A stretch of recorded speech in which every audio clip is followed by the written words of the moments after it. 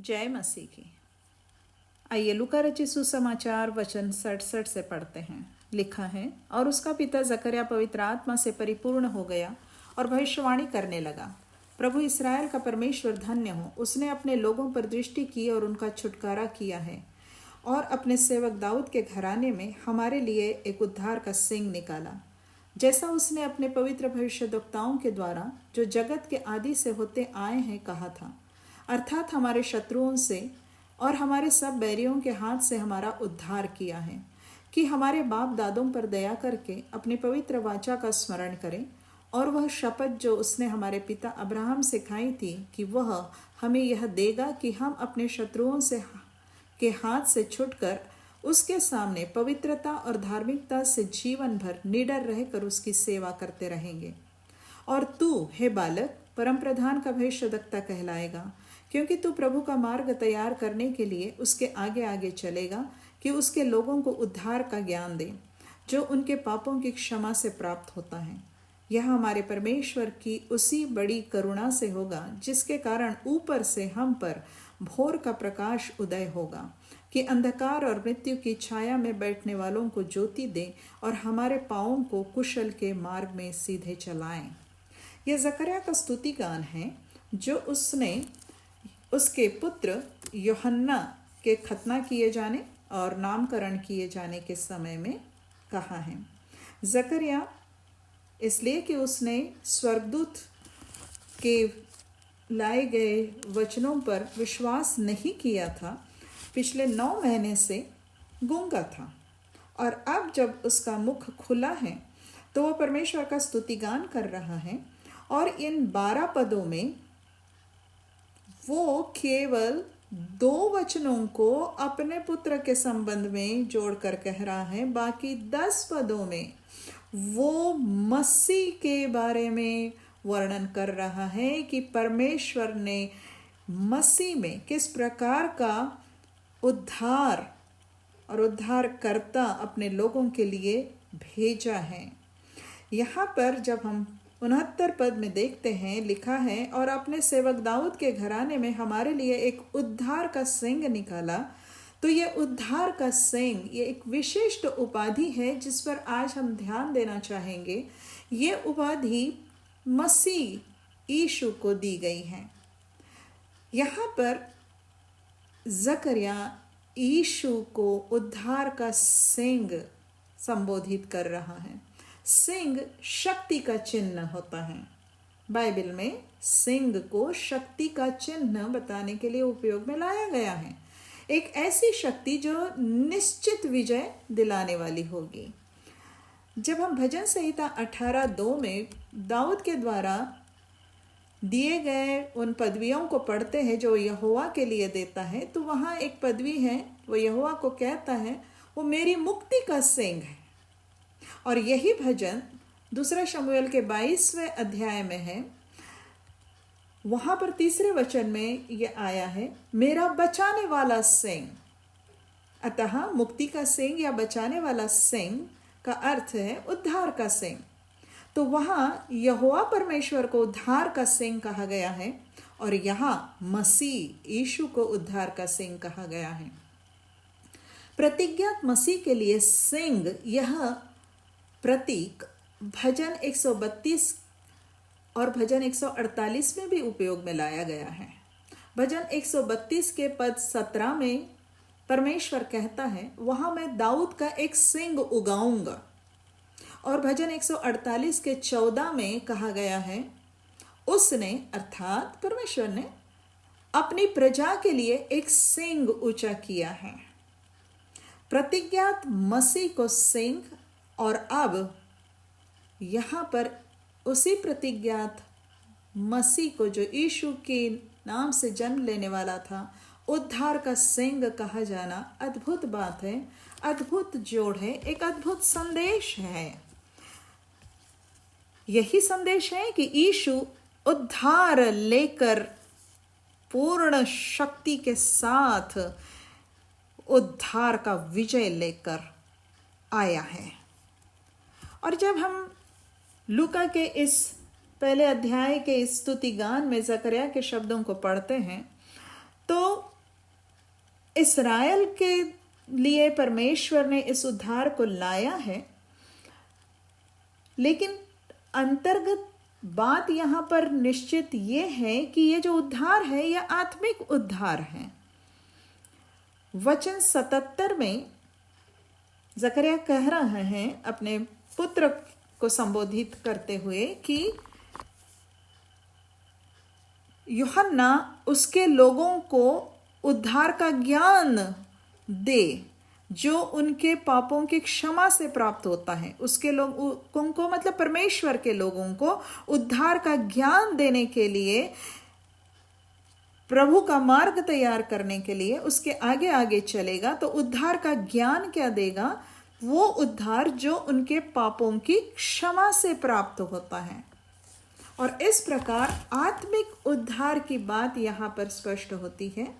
और इसी प्रकार 75 पद में कहा गया है कि इस उद्धार के द्वारा परमेश्वर जिस प्रकार के लोगों को तैयार करेगा, तो वे उसके सामने पवित्रता और धार्मिकता से जीवन भर निडर रहकर उसकी सेवा करते रहेंगे। पवित्रता से, पापों से शुद्ध होकर, धार्मिकता से, उस धार्मिकता से जो परमेश्वर की धार्मिकता मिलती है उसके द्वारा। और इस प्रकार समझ में आ रहा है कि बताया जा रहा है कि मसीह के द्वारा, जिसे उद्धार का सिंह कहा गया है, उसके द्वारा एक ऐसा आत्मिक उद्धार आएगा जो पापों की क्षमा के द्वारा उद्धार होता है और जो लोगों को परमेश्वर की पवित्रता और धार्मिकता से परमेश्वर की सेवा करने के लिए सुसज्जित करता है। यहाँ पर पापों की क्षमा, ये उद्धार है, ये स्पष्ट हो रहा है।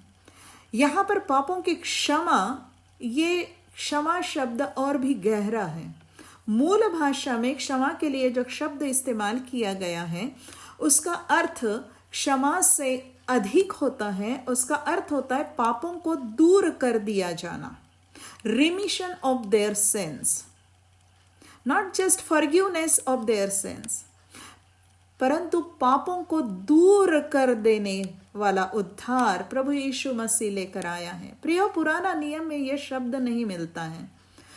पुराना नियम के बलिदानों के विषय में बताते समय इब्रानियों 10 इसके 4 और 11 पद में स्पष्ट रीति से बताया गया है कि बैलों और बकरों का लहू पापों को दूर नहीं कर सकता था। वो क्षमा जरूर दिलाता था, परमेश्वर से के क्रोध से बचाता था इस्राएली लोगों को उन बलिदानों के द्वारा कि तत्काल उसका दंड ना मिले, परंतु पापों को दूर नहीं कर सकता था। परंतु प्रभु यीशु मसीह के द्वारा जो उद्धार परमेश्वर ने लाया है अपने लोगों के लिए, वो उद्धार पापों को दूर कर देने वाला उद्धार है। पापों के दंड को रद्द करने देने वाला उद्धार, पापों के दबाव और जोर और अधिकार को दूर कर देने वाला उद्धार है। अद्भुत उद्धार, पूर्ण उद्धार। इसीलिए मसीह को कहा गया है उद्धार का सिंह। और ये उद्धार केवल इस्राएलियों के लिए नहीं था। वचन 79 में जब हम देखते हैं, 79 में लिखा है कि मसीह को क्यों भेजा गया है, उस उद्धार के सिंह को क्यों भेजा गया है, तो लिखा है कि अंधकार और मृत्यु की छाया में बैठने वालों को ज्योति दे। यहां पर मृत्यु की छाया में बैठने वालों, ये संबोधन अन्य जातियों के लिए उपयोग में लाया जाता रहा है पुराने नियम में। तो इस प्रकार प्रियो, प्रभु यीशु मसीह जो उद्धार का सिंह है, उसने न केवल इस्राएलियों के लिए लेकिन हम सब जो अन्य जातियों में से हैं उन सब के लिए उद्धार लाया। और इसीलिए आज हम उद्धार पाकर मसीह के लोग, मसीही लोग, उद्धार पाने वाले लोग बन सकते हैं, बने हैं। यीशु हमारे लिए इस उद्धार की, इस परिपूर्ण उद्धार की शक्ति है, इस उद्धार की पूरी विजय दिलाने वाली शक्ति है, वो उद्धार का सिंह है। क्यों? क्योंकि वचन में हमारे लिए यीशु के द्वारा लाए गए उद्धार का वर्णन मिलता है। बहुत सी बातें हैं, अद्भुत बातें हैं। कुछ बातें देखें यहाँ पर, तो लूका 2:11 में यीशु को उद्धारकर्ता मसीह प्रभु कहा गया है। तो यीशु उद्धार का सिंह है क्योंकि वो मसीह प्रभु हैं। ये जो प्रभु शब्द यहाँ पर है, ये प्रभु शब्द इसी के पहले पद में सर्वशक्तिमान परम प्रधान परमेश्वर के लिए इस्तेमाल किया गया है। और इस प्रकार मसीह परमेश्वर है और इसी कारण वो उद्धार का सिंह है, अर्थात उसमें पूरा उद्धार करने की शक्ति है। इब्रानियों 10:12-14 वचन में हम समझते हैं वहां पर कि यीशु ने क्रूस पर प्राण देकर एक ही सिद्ध बलिदान सर्वदा के लिए चढ़ा दिया है, इसलिए वो उद्धार का सिंह है। उसके द्वारा उपलब्ध किया जाने वाला उद्धार एक सिद्ध बलिदान के द्वारा तैयार किया गया उद्धार है। अब फिर से किसी बलिदान की आवश्यकता नहीं है। इब्रानियों 2:14 और 15 में कहा गया है, उसने शैतान को निकम्मा कर दिया है। कुलोसियों 2:14 में कहा है यीशु के बारे में, उसने विधियों का वह लेख जो हमारे नाम पर और हमारे विरोध में था, उसको क्रूस पर कीलों से जड़कर सामने से हटा दिया है। दूसरा तीमुथियुस 1:10 में कहा गया है यीशु के लिए कि उसने मृत्यु का नाश किया और जीवन और अमरता को प्रकाशमान कर दिया। यूहन्ना 19 और 30 में यीशु ने क्रूस पर से कहा पूरा हुआ। अर्थ यही है कि उसने हमारे छुटकारे का दाम पूरा चुका दिया। उसने हमारे लिए पूर्णतः पूरा उद्धार प्राप्त कर लिया है। और इसीलिए इब्रानियों 7 और 25 में कहा गया है वह पूरा उद्धार करता है। और इसीलिए रोमियो 8:1 में कहा गया है अब जो मसीह यीशु में हैं उन पर दंड की आज्ञा नहीं, अर्थात जो मसीह यीशु पर विश्वास करते हैं, मसीह यीशु में उद्धार पा लिए हैं, उन पर दंड की आज्ञा नहीं, क्योंकि यीशु ने हमारे छुटकारे के लिए पूरा दाम चुका दिया है। छुटकारा जो लूका 1:68 में भी जकरिया ने कहा है कि प्रभु इस्राएल का परमेश्वर धन्य हो क्योंकि उसने अपने लोगों पर दृष्टि की और उनका छुटकारा किया है। ये छुटकारा शब्द रिडेम्पशन है, जिसका मतलब है दाम देकर मोल ले लिया है। प्रभु यीशु मसीह ने हमारे पापों के बदले में दाम चुका दिया है और हमें परमेश्वर के क्रोध से छुड़ा लिया है। और इसीलिए रोमियो 5:9 में लिखा गया है हमारे लिए, क्योंकि अब हम उसके लहू के कारण धर्मी ठहरे हैं तो निश्चित रीति से परमेश्वर के क्रोध से बचेंगे। परमेश्वर ने जगत से ऐसा प्रेम किया कि उसने अपना इकलौता पुत्र दे दिया ताकि जो कोई उस पर विश्वास करे वह नाश ना हो परंतु अनंत जीवन पाए। प्रभु यीशु मसीह स्वयं अपने लिए जब यूहन्ना 10 में अपने आप को एक उत्तम चरवाहा, अच्छा चरवाहा करके वर्णन करता है और कहता है कि अच्छा चरवाहा अपने भेड़ों के लिए अपना प्राण देता है, तो वो भेड़े अर्थात जो उस पर विश्वास कर उसके हो जाएंगे वो लोग हैं। तो यूहन्ना 10:28 में वो कहता है अपनी इन भेड़ों के लिए कि वे कभी नष्ट ना होगी और कोई उन्हें मेरे हाथ से छीन ना लेगा। तो प्रियो, इस प्रकार प्रभु यीशु मसीह के द्वारा मिलने वाला उद्धार इतना परिपूर्ण है, इतना निश्चित है, अद्भुत है और इसीलिए उस यीशु को उद्धार का सिंह कहा गया है। यीशु के बिना ये उद्धार की कोई भी बात प्राप्त नहीं होगी। बिना यीशु के ये उद्धार कहीं भी और प्राप्त नहीं हो सकता है। एक दिन मैं सुसमाचार सुना रही थी एक ऐसी कन्या को जो मसीही नहीं है। उसका प्रश्न था कि यदि बाकी लोग अपने अपने धर्म को ही मानते रहेंगे तो क्या होगा। मैंने कहा, इस प्रश्न का उत्तर यही है कि उनका उद्धार नहीं होगा, वे अपने पाप के दंड से नहीं बचेंगे, वे अनंतकालिक दंड नरक में डाले जाएंगे। जी हाँ, क्योंकि यीशु मसीह के अलावा और किसी दूसरे के द्वारा उद्धार नहीं, क्योंकि स्वर्ग के नीचे मनुष्यों में और कोई दूसरा नाम नहीं दिया गया जिसके द्वारा हम उद्धार पा सकें। और प्रियो, इसीलिए जकरिया ने पवित्र आत्मा से भरकर यीशु को उद्धार का सिंह कहा है, क्योंकि यीशु उद्धार का सिंह है। यशायाह 63 वचन 1 से 6 की भविष्यवाणी में मसीह का चित्रण मिलता है, प्रतिज्ञात मसीह का चित्रण, और उसके मुख से कुछ यूं शब्द मिलते हैं, यह मैं ही हूं जो धर्म से बोलता और पूरा उद्धार करने की शक्ति रखता हूं। तब मैंने अपने ही भुजबल से उद्धार किया। मसीह यीशु पूरा उद्धार करने की शक्ति रखता है। मसीह यीशु ने अपने ही भुजबल से उद्धार किया है। प्रकाशित वाक्य 5 में जब यूहन्ना को स्वर्ग का दृश्य दिखाई दिया तो वह हमें यीशु के बारे में बताता है कि उसे यीशु किस प्रकार से वहां स्वर्ग में परमेश्वर के सामने दिखाई दिया। तो वचन 6 में लिखा है, मैंने उस सिंहासन और चारों प्राणियों और उन प्राचीनों के बीच में मानो एक वध किया हुआ मेमना खड़ा देखा। उसके 7 सींग और 7 आंखें थी।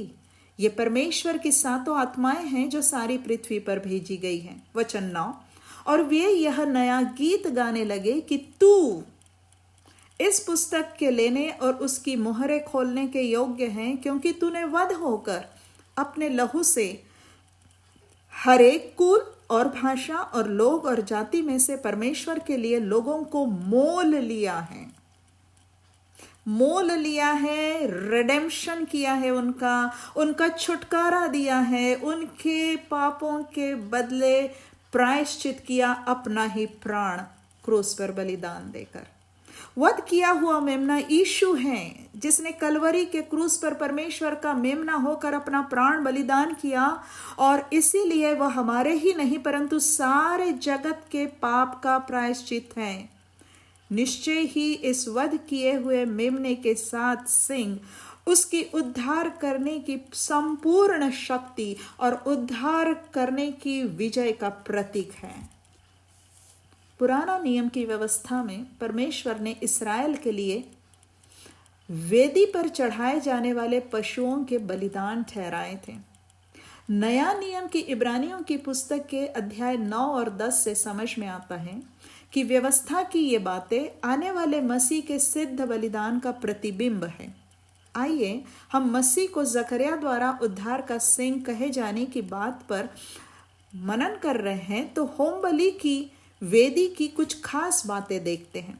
निर्गमन 27 वचन 1 और 2 में मूसा को होम बलि की वेदी का नमूना बताया गया था। कहा गया था, वेदी को बबूल की लकड़ी की 5 हाथ लंबी और 5 हाथ चौड़ी बनवाना। वेदी चौकोर हो और उसकी ऊंचाई 3 हाथ की हो और उसके चारों कोनों पर 4 सींग बनवाना, और वे उस समेत एक ही टुकड़े के हो और उसे पीतल से मढ़वाना। क्या कहा था वेदी के संबंध में? उसके चारों कोनों पर 4 सींग बनवाना, वे उस समेत मतलब वेदी समेत एक ही टुकड़े के हो और उसे पीतल से मढ़वाना। यह वेदी मिलाप वाले तंबू के निवास के द्वार पर रखी गई थी। निर्गमन 40:29 में पढ़ते हैं। स्पष्ट संकेत था कि अपने पापों के लिए बलिदान के द्वारा प्रायश्चित करने के बाद ही इस्राएली लोग परमेश्वर के निकट जा सकते थे। यह परमेश्वर के प्रेम का प्रकटीकरण था कि परमेश्वर ने ही बलिदान की व्यवस्था उपलब्ध कराई थी कि उसके द्वारा लोगों का परमेश्वर से मेल हो सके। तथापि यह व्यवस्था अस्थायी थी, अधूरी थी। अब परमेश्वर से मेल प्राप्त करने का स्थायी और सिद्ध मार्ग उद्धार के सिंह कहे गए यीशु में उपलब्ध हो गया है, परमेश्वर ने उपलब्ध करा दिया है। इसीलिए 2 कुरिन्थियों 5:18 में कहा गया है कि परमेश्वर ने मसीह के द्वारा अपने साथ हमारा मेल मिलाप कर लिया। होम बलि की वेदी के वर्णन की ओर जाएं तो बाइबल टीकाकार व्याख्या करते हैं कि वेदी के चारों कोनों पर के 4 सिंह प्रतिबिंब थे कि आगे आने वाले मसीह के द्वारा चारों दिशाओं के लोगों के लिए उद्धार उपलब्ध होगा। होम बलि के वेदी की बनावट भी ध्यान देने की योग्य है कि वेदी और उसके चारों सिंह एक ही टुकड़े के बनाए जाने थे और एक साथ पीतल से उस पर मढ़वाना था। उन्हें संकेत मिलता है यीशु संपूर्णता से एक ही उद्धार करता है और हमारे उद्धार का हर एक पहलू और हर एक पक्ष उसी में पूर्ण होता है। लेवी व्यवस्था 4 वचन 22 से 35 में 3 बार उल्लेख है कि पाप बलि की विधि की प्रक्रिया में अन्य क्रियाओं के साथ पाप बलि की विधि की प्रक्रिया में अन्य क्रियाओं के साथ होम बलि की वेदी के सींगों पर लहू लगाना अवश्य था।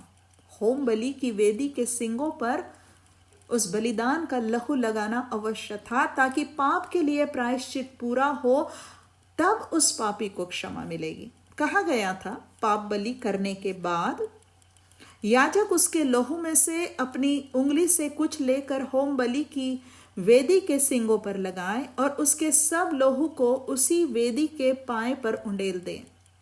लिखा गया था कि चाहे प्रधान पुरुष पाप करके अर्थात अपने परमेश्वर यहोवा की किसी आज्ञा के विरुद्ध भूल से कुछ करके दोषी हो जाए और उसका पाप उस पर प्रकट हो जाए तो उसे इसी प्रकार बलिदान की विधि को पूरा करना था जिसमें चारों सींगों पर बलिदान का लहू लगाना था। यदि साधारण लोगों में से कोई अज्ञानता से पाप करे अर्थात कोई ऐसा काम जिसे यहोवा ने मना किया हो उसे करके दोषी हो और उसका वह पाप उस पर प्रकट हो जाए तो उसे भी पाप बलि की विधि को इसी प्रकार पूरा करना था जिसमें चारों सींगों पर बलिदान का लहू लगाना अवश्य था। तब संपूर्ण विधि के अंत में कहा गया था कि इस प्रकार याजक पाप के लिए प्रायश्चित करे तब उसे अर्थात उस पाप करने वाले को क्षमा मिलेगी।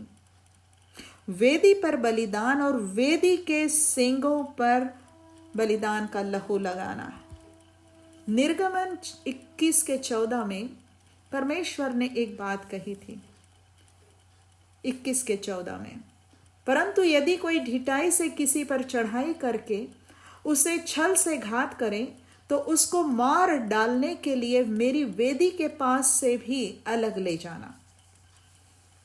यहां पर एक संकेत मिलता है कि वेदी जो बलिदान की वेदी और उसके सिंग ये एक ही जो है ये संपूर्ण प्रायश्चित का चित्र है। बलिदान किया गया है, प्रायश्चित उपलब्ध है और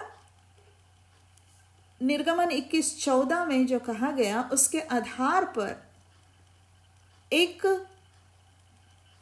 प्रथा इस्राएल में प्रचलित हुई थी कि जब किसी पर मृत्यु दंड की संभावना दिखती थी कि उसके द्वारा किसी की हत्या हो गई है और अब उसको मृत्यु दंड दिया ही जाने वाला है और हो सकता है कि वो उसके द्वारा जो हत्या की गई है वो भूल से हुई है उससे, तो अपने आप को बचाने के लिए वो दौड़कर वो वेदी के पास जाकर वेदी के सींगों को पकड़ लेता था। बात यह थी कि परमेश्वर ने शरण नगर ठहराए थे कि ऐसे हत्या करने वालों को बचने के लिए वहां जाकर शरण ले सकते थे। परंतु जब परमेश्वर ने इस प्रकार से यह वचन कहा था कि यदि कोई ढिठाई से किसी पर चढ़ाई करके उससे छल से घात करे तो उसको मार डालने के लिए मेरी वेदी के पास से भी अलग ले जाना। तो लोगों ने इस प्रकार की प्रथा अपना ली थी कि अपने आप को बचाने के लिए वो जाकर वेदी को पकड़ लेते थे। और इसी बात के आधार पर हमें दो उदाहरण मिलते हैं। पहला राजा में, जहां पर हम देखते हैं कि दो जन का वर्णन है जिन्होंने जाकर वेदी के सिंगों को पकड़ लिया कि वो अपने लिए मृत्यु दंड से बचने की दया प्राप्त कर सके। पहला राजा के पहले अध्याय में अदोनिया, ये जो दाऊद का पुत्र था, उसका उल्लेख हमें मिलता है। पहला राजा पहले अध्याय के 50 पद में लिखा है, और अदोनिया सुलेमान से डर कर उठा और जाकर वेदी के सिंगों को पकड़ लिया। अदोनिया वो था जो सुलेमान से उम्र में बड़ा था, और दाऊद राजा जब अपने मृत्युशैया पर था और बात ये होने वाली थी कि सुलेमान को राजा बनाया जाता, अदोनिया अपने आप को राजा बना देता है। लेकिन जब इधर दाऊद राजा सुलेमान को राजाभिषेक करवा देता है तो अदोनिया को सब समझ में आता है, तो वो डर जाता है सुलेमान से और जाकर वेदी के सिंगों को पकड़ लेता है। लिखा है आगे 51 वचन से, तब सुलेमान को यह समाचार मिला कि अदोनिया सुलेमान राजा से ऐसा डर गया कि उसने वेदी के सिंगों को यह कहकर पकड़ लिया है कि आज राजा सुलेमान शपथ खाए कि अपने दास को तलवार से ना मार डालेगा। सुलेमान ने कहा, यदि वह भलमनसी दिखाए तो उसका एक बाल भी भूमि पर गिरने ना पाएगा, परंतु यदि उसमें दुष्टता पाई जाए तो वह मारा जाएगा। तब राजा सुलेमान ने लोगों को भेजा जो उसको वेदी के पास से उतार ले आए। तब उसने आकर राजा सुलेमान को दंडवत किया और सुलेमान ने उससे कहा, अपने घर चला जा। इस प्रकार हम देखते हैं कि अदोनिया ने जाकर वेदी के सिंगों को पकड़ लिया, अपने लिए सुलेमान से दया की याचना की, और यहाँ पर सुलेमान ने उस पर दया की, एक शर्त के साथ कि भली मनसा दिखाएगा, दुष्टता नहीं पाई जाएगी तुझ में। बाद में उसमें दुष्टता दिखती है और वो मार डाला जाता है। परंतु यहां पर हम देखते हैं कि वेदी के सिंगों को उसने पकड़ लिया और उस पर एक दया हुई है। इसी प्रकार जब हम दूसरे अध्याय में जाते हैं पहले राजा के, तो योआब का उदाहरण है। योआब दाऊद की सेना का सेनापति था। 28 वचन में लिखा है, इसका समाचार योआब तक पहुंचा। योआब अबशालोम के पीछे तो नहीं हो लिया था, परंतु अदोनिया के पीछे हो लिया था। तब योआब यहोवा के तंबू को भाग गया और वेदी के सिंगों को पकड़ लिया। जब राजा सुलेमान को यह समाचार मिला कि योआब यहोवा के तंबू को भाग गया और वेदी के पास है, तब सुलेमान ने यहोवादा के पुत्र बनाया को यह कहकर भेज दिया कि तू जाकर उसे मार डाल। प्रियो, यहां पर समझ में आ रहा है कि योआब पर दया नहीं दिखाई गई, उसके साथ यहां पर न्याय किया जा रहा है। योआब हत्यारा था, निर्दोष लोगों की हत्या उसने की थी। अबनेर और अमासा नामक दो सेनापतियों की उसने छल से हत्या कर दी थी। दाऊद के पुत्र अबशालोम को भी उसने मार डाला था, जबकि दाऊद ने उसे अबशालोम को हानि ना पहुंचाने की बात कही थी। प्रियो, इन दो उदाहरणों में, अदोनिया और योआब के उदाहरणों में, अदोनिया को जब हम दया मिलती हुई देखते हैं, परंतु योआब के साथ न्याय होता हुआ देखते हैं। ये दो चित्र हैं कि परमेश्वर के न्याय और अनुग्रह का किस प्रकार से यहां पर उचित उपयोग किया गया। योआब मृत्यु दंड के योग्य था, उस पर का दंड दूर नहीं हुआ था और इसलिए उसको दंड मिला, वेदी भी उसको नहीं बचा सकी। यहाँ पर इन दो उदाहरणों से हमें जो एक शिक्षा लेनी है वो ये है, वेदी के सींगों पर सही पकड़ और वेदी के सींगों पर गलत पकड़। अदोनिया ने वेदी के सींगों को पकड़ा। उस समय अदोनिया ने मृत्यु दंड के योग्य दंड नहीं अपने ऊपर आने दिया था, नहीं हुआ था उसके ऊपर वो दंड। उसने किसी की हत्या नहीं की थी। उसने पकड़ा, उसने याचना की, दया की और उसको दया मिली। योआब के ऊपर निर्दोष लोगों की हत्या करने का दंड था और उसको न्याय मिला। प्रियो, यीशु जो उद्धार का सिंह है, उसे भी थामने का सही तरीका है, उसको पकड़ने का सही तरीका है।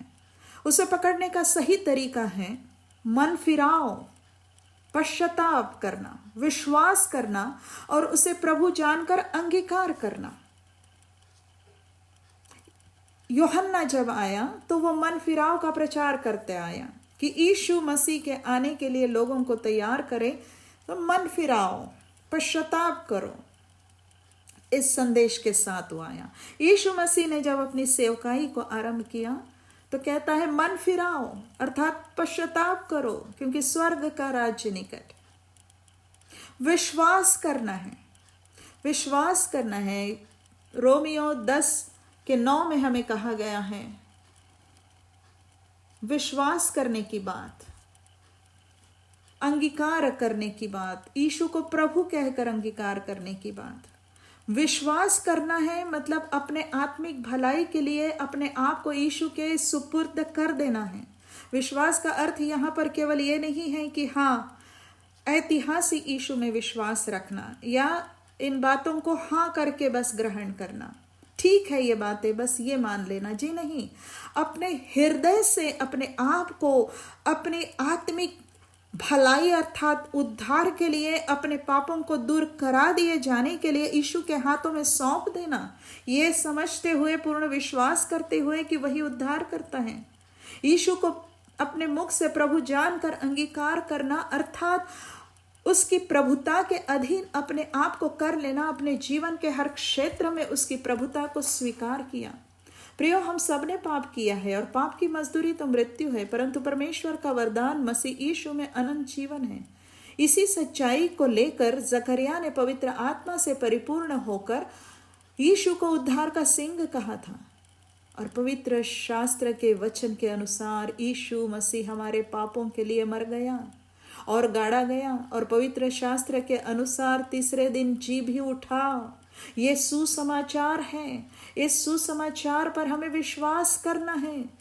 1 कुरिन्थियों अध्याय 15:1-4 के अनुसार इसी सुसमाचार को हमें अंगीकार करना है और इसी के द्वारा हमारा उद्धार होता है और इसी सुसमाचार में हमें स्थिर रहना है और अपने उद्धार के लिए इसे हमें स्मरण रखना है, नहीं तो हमारा विश्वास करना व्यर्थ हुआ। इसे ही हम कह सकते हैं कि उद्धार के सिंह यीशु को पकड़ लेना और उसे पकड़े रहना अवश्य है, लेकिन सही रीति से पकड़े रहना, मन फिराव के द्वारा, पश्चाताप के द्वारा, विश्वास के द्वारा, उसको प्रभु मानने के लिए जब हम उसके निकट आते हैं, उसे थामने के लिए तैयार होते हैं, तो परमेश्वर का अनुग्रह उस समय हमें अपने अनुग्रह से हमारे पापों को क्षमा करता है, मसीह के लहू से हमें शुद्ध करता है, हमारे हृदय को एक नया हृदय बनाता है, हमें नया जन्म का अनुभव देता है, हमें मसीह में नई सृष्टि बनाता है, हमारा पूर्ण उद्धार करता है। और फिर हम अब दंड के अधीन न रहे, परमेश्वर के क्रोध के अधीन न रहे, परंतु छुटकारा पाकर अब हम पर दंड की आज्ञा नहीं, यह पूरा उद्धार हम पाते हैं। आप कैसे पकड़े हुए हैं यीशु को? यीशु को पकड़ने के कई गलत तरीके लोग अपनाए हुए हैं। कई गलत तरीके से लोगों ने यीशु को पकड़ रखा है। कुछ तो यूं ही घराना, हमारा घराना, हम मसीही, हमारे बाप दादा मसीही, यूं कहते हुए यीशु मसीह से जुड़े हुए हैं, बरसों से जुड़े हुए हैं, संभवतः बरसों से कलीसिया को पकड़े हुए हैं, बरसों से कलीसिया के बेंचों पर बैठते आए हैं, लेकिन यीशु को जो उद्धार का सिंह है उसको सही पकड़ से नहीं पकड़ा है। कलीसिया में पदों को पकड़े हुए हैं, स्वधार्मिकता को, अपनी धार्मिकता को पकड़े हुए हैं, अपने धर्म के कामों को पकड़े हुए हैं, जबकि वचन कहता है कि हमारा उद्धार हमारे कामों के द्वारा, हमारे कर्मों के द्वारा नहीं है। हम अपनी सेवकाइयों को पकड़े हुए हैं, चिन्हों को पकड़े हुए हैं कि हमारे जीवन में कुछ चिन्ह हुआ है, चमत्कार हुआ है, चंगाई हुई है। हमने उद्धार नहीं पाया है, उसी चंगाई और चमत्कारों को थामे हुए हैं और उसी की बड़ी गवाही देते हैं। धन्यवाद हो प्रभु का, उसने चंगाई दी है, लेकिन उद्धार के लिए चंगाई को पकड़कर उद्धार नहीं होता है। उद्धार के लिए यीशु जो उद्धार का सिंह है, उसके सामने जाकर अपने पापों से मन फिराकर उस पर विश्वास करके उसको प्रभु मान लेना है।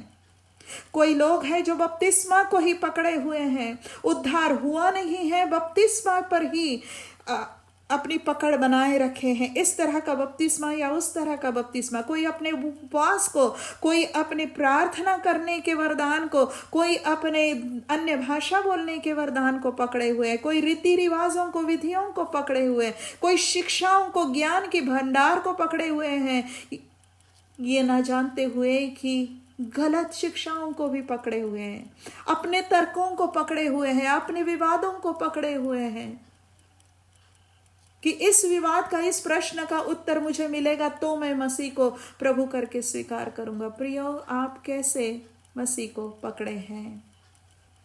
मसीह उद्धार का सिंह है, वो पूरा पूरा उद्धार करता है, और वो उद्धार का सिंह जिसने चरणी में जन्म लिया और क्रूस पर अपना बलिदान किया और हमारे पापों के प्रायश्चित के लिए अपने आप को, अपने लहू को बलिदान किया, जिसका लहू हमें सब पापों से शुद्ध कर सकता है।